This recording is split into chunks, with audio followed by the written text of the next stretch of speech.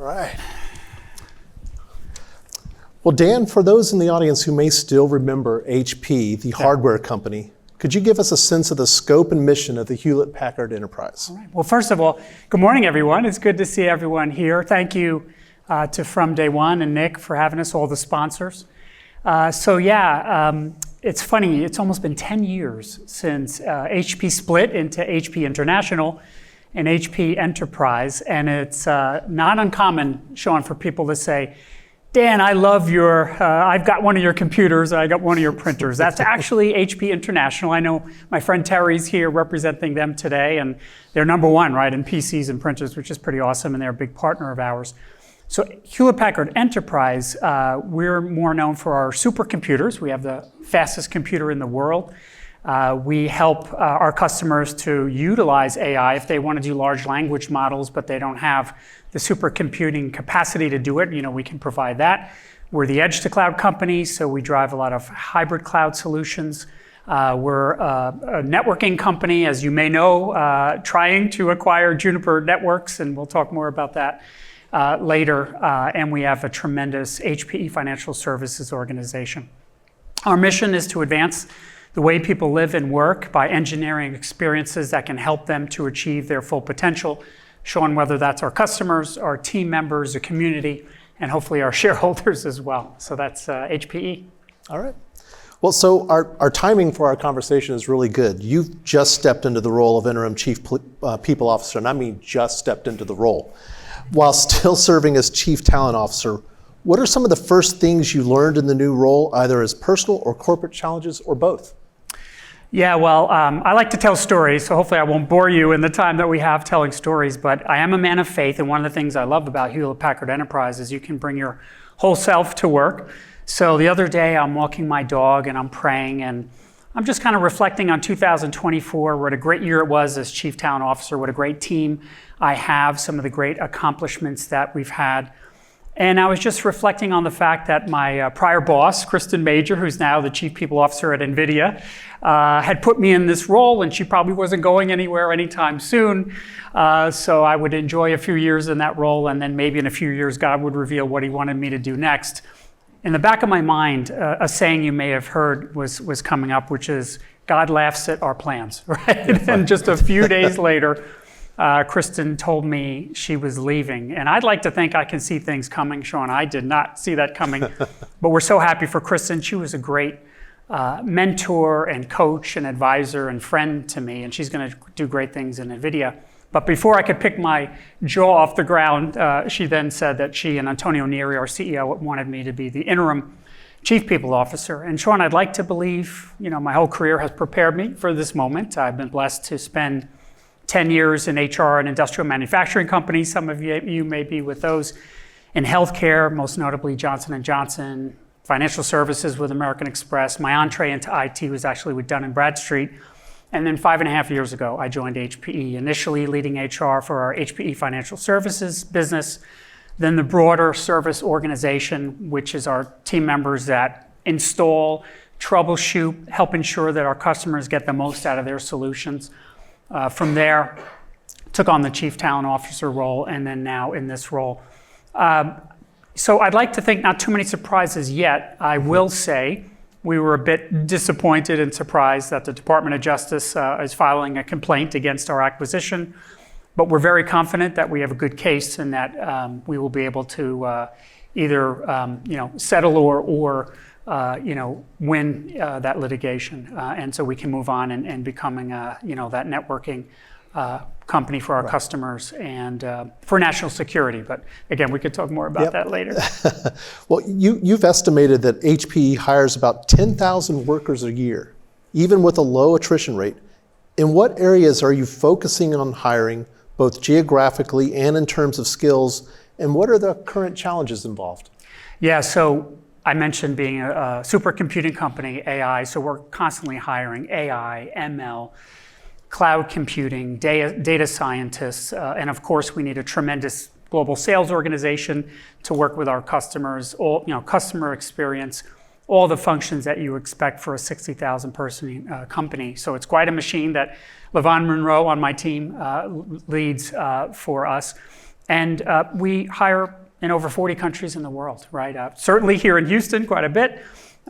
We used to be headquartered in San Jose, California, so we have a lot of team members there, Alpharetta, Georgia, and we have thousands of team members in India, Sofia, Bulgaria, Guadalajara, Mexico, so pretty much all over the world. So it's an exciting process for us. It sounds like it. You've also said that in filling new positions, you try to balance 50-50 between internal and external hiring. How do you approach internal hiring, including the matchmaking of skills to new roles and creating a culture of internal mobility and opportunity? So yeah, we're pretty proud of the fact Levon has mentioned that we have that 50-50 split. And it starts at the top, right? Antonio Neri, our CEO, one of his key priorities in 2025 is to drive internal mobility. Katrina Pena, who's here today, is helping us to ensure that we drive that process, that we measure it well. And so part of what we do is we have what we call My Success Plan conversations. Every quarter or so, we talk to our team members about not only how they're doing against their bold goals, but what are their career aspirations? What are their development plans to help them to meet those aspirations? And I do believe, I know there's a lot of debate about this in the 70-20-10 model of development, 70% being on the job, right, Sean? So we try to help people, and we use AI and ML. We partner with Workday for our career hub, what we call our career marketplace, talent marketplace, where if you put in the skills you have, the skills you aspire to have, your aspirations, we can use the AI and ML to match people with potential opportunities, with potential gigs, with potential mentors, with potential learning. So that's how we try to drive it. And as a matter of fact, in the next few weeks, I'll be presenting to our executive committee how we're approaching it, how we're going to be measuring it to hold ourselves accountable to doing it well. Well, Dan, you've also been evolving the company's approach to performance management, comparing the cycle to a pendulum swing. How did it change, and what has been the response? So some of you may remember about 10 years ago when companies like Netflix and Juniper, who were looking to acquire, got rid of performance ratings. You guys remember that? There were collective cheers in the organization. We don't have to do ratings anymore. And we promised, at least in the companies I work with, we promised people you wouldn't have ratings, but you would have more frequent informal conversations with your leaders, right? Well, at least again, in the companies that I was at and the data I saw, what did we not do? Have more frequent informal conversations with our people. And it showed in some of, we use what we call voice of the workforce surveys to get feedback, and people were not getting what we believe they needed. So at Hewlett Packard Enterprise, we have implemented something we call performance enablement, where we have those My Success Plan conversations, and we do on about, on a quarterly basis, give people feedback on how are they doing against their bold goals, right? Are they exceptionally meeting them? Are they strongly meeting them? Are they moderately meeting them? Or maybe they're minimally meeting them. And I think people deserve that feedback. We again talk to them about their career aspirations and what we're doing to develop them. So, there was some, pushback from the organization saying, oh, we're back to ratings or what have you. But we believe that it's, again, only fair to be, give feedback to our team members in terms of how they're doing. And it also helps us to differentiate from a compensation perspective, right? We do believe in paying for performance. Our shareholders and our board expects that. And so now we have better data to see, how we can recognize and reward team members that are exceptionally performing. So it's been quite a journey, and I have such a passion for, the whole performance management approach and how different companies do it. So I'll look forward to hearing from maybe some of you what other learnings we can gather. Absolutely. Well, and also leadership development is also a big priority at HPE. Where do you put the emphasis in your approach, which might be different from some other companies? Well, it's a great question. One of the things we have done is try to be clear to leaders about what we expect, and it's our 4 E's. We expect leaders to engage, empower, evolve, and execute. So I think that's pretty clear. But the other thing that I'm really passionate about, some of you may have seen a recent Google study that talked about the common characteristic, or most common characteristic of high-performing teams. And I don't know if you would guess this correctly. It wasn't the case necessarily when I started my career. Psychological safety. That is the number one characteristic now of high-performing teams. So we've been evolving our leadership model to say, how do we ensure our leaders have empathy, are inclusive, they listen well, they keep their team members' best interests in mind. So that's how I think we're seeing our leadership approach evolve. Great. Well, Dan, we're not going to bring you here and not talk about AI. At your company, the employee adoption probably ranges from people who use it a little to others whose whole job is building it. Is there an overall code, a committee, or other guiding forces that help HPE navigate this historic transition? Yeah, it's a great question. So one of the first things we did was to put an AI governance council in place, and one of my team members is part of that council. And so first and foremost, right, we ensure that we use AI ethically and responsibly. And then, as an AI company, right, as I said, that's providing that for our customers, Antonio Neri, our CEO, said that he wants all of our team members, all 60,000 team members, to have a minor in AI. So my team, in partnership with other parts of the organization, have put together some ways to help people get their minor. But you're right, Sean, we look at the different personas. We want everyone to have that minor, but there are leaders that need specific capabilities and specialists, some of those cloud computing engineers, et cetera, that need greater capabilities. So we're building that suite of training as we speak. But it's been an incredible journey. We encourage people to use Chat HPE. I use it all the time. We have Microsoft Copilot licenses, not for everyone, but for many of our team members. So it's a journey. Mm-hmm. It's a journey. And in the diverging paths over remote work, some companies are ordering their workers back to the office, but HPE is committed to flexibility. In fact, your own home base is New Jersey, while the company headquarters is here in Houston.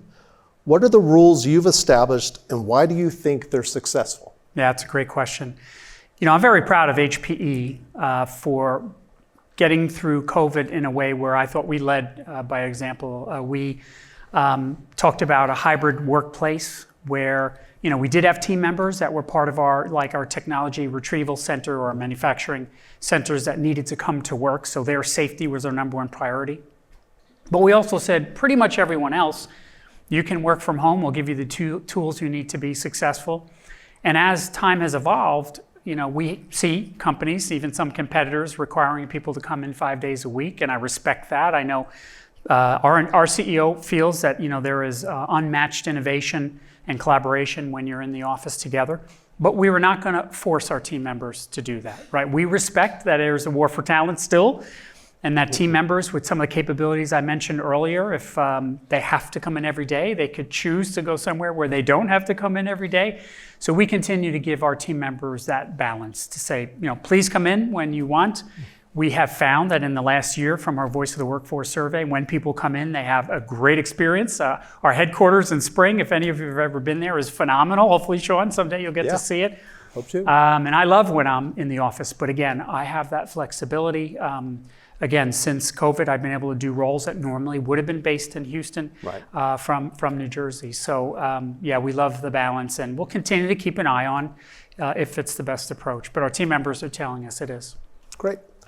Another hot button issue is DEI, with some companies backing away from commitments they've made and others standing firm or reframing the definitions. What's HPE's position, and how are you communicating that? Yeah. Well, it is a hot topic, and one of the first things my chief DEI officer and I did was to read the executive orders and understand what's in them. And as I've talked with the board and the executive committee, one thing is going to continue for HPE, and that's we're a values-based organization, right? And part of that value is appreciating people's differences, their backgrounds, their differences in thought, and being unconditionally inclusive, right? We know that we're better together. We need those differences, like we were talking about earlier, Sean, for us to thrive and provide that innovation and service to our customers. So, that is what we're going to continue to do. Now, you may have noticed we recently won Just Capital's number one just company in the world, the second year in a row. Part of being just is we're going to follow the law, Sean, right? We're going to do what we need to do there. We're going to continue to be a meritocracy, right? I talked earlier about performance enablement. So, we reward based on merit. But we will continue to be unconditionally inclusive for our team members. Well, you touched on it a little bit ago, but the You have the major merger in the works with the acquisition of Juniper Networks and its 10,000 employees. From an HR perspective, what are some of the key considerations in making a smooth integration of the two companies? That's a great question. So Antonio Neri has gone on record as saying, the top risks for HPE in the next few years is Juniper acquisition, and Juniper acquisition. I mean, you see the data, right? Not every acquisition is successful. So we have been thinking a lot about that integration. First and foremost, the Juniper team members, how we onboard leaders, how we help assimilate the cultures. We already did an exhaustive culture study, which interestingly, I think there was a lot of feeling that Juniper and HPE were very different. And what the data showed is we're more alike. Sean, them were different. But we're going to capitalize on the strengths of each company when they come together. We're going to continue to be value-based. We're going to appreciate the talent from Juniper that's becoming part of HPE. So yeah, we're very cognizant of that process, and we look forward to doing it in the near future. Great. And given the numbers of layoffs in the tech industry, do you get a flood of applicants for each job opening? And if so, how does that change your approach to TA in managing all those applicants? Yeah, it's a great question. We're very blessed. I mean, we do get hundreds of applicants for every one of those positions, and some of them are pretty niche types of roles. So we do a bunch of things. First of all, we have a world-class talent acquisition team. We have world-class RPOs, partners in Korn Ferry and Cielo Tagged. And we utilize those team members as well as technology, right? We utilize Phenom, and we have a great customer relationship management system. We have a call center actually for candidates so they can see where they are in the process. We use bots when it's helpful. So we have a pretty robust process. We always look at data in terms of satisfaction of our candidates, whether they're successful in getting to HPE or not, because we know they could also be customers, right? And they could be long tenured team members. So yeah, we feel really good about the process that we use. Okay. Well, we've got just a couple minutes left. Since your company has an admirably low attrition rate, is there one piece of advice you can give to our leaders about not just retaining workers, but keeping them engaged as well? Yeah. Well, it starts with culture. One of the things Antonio Neri did with the split and him becoming CEO 7 years ago was focus on culture, focus on being a company people want to come to, stay at, which we see very much so. And it's why Fortune, again, very recently nominated us one of the most admired companies to work for, number 4 in the tech industry, which we're really proud of. So when you have that kind of culture where people enjoy coming to work, enjoy being part of something great, a mission-based company, as I talked about, and they know they're going to learn and grow and develop, that's a great way to retain our talent. And actually, not only is our attrition at maybe 4 or 5%, but attrition of top talent's even lower than that, maybe 3%. But we work very hard at it. We are not complacent in that because we know things can change very quickly. So yeah, we stay focused. But again, we all feel fortunate to be at HPE. Well, wonderful. It's been a great conversation. I very much appreciate you sharing your insight, certainly touching on a number of issues that are impacting everyone in our audience. I want to remind everyone there are free copies of the current edition of the Houston Business Journal in the lobby if anyone wants to grab a copy. And as well, before I came here, our reporter mentioned we will have a story on our website today reporting latest developments regarding the pursued acquisition of Juniper. So certainly a lot of attention paid to HPE. Great conversation. Yeah, Thanks, great Dan. to meet you, Sean. Thank you. Thank you. Thank you.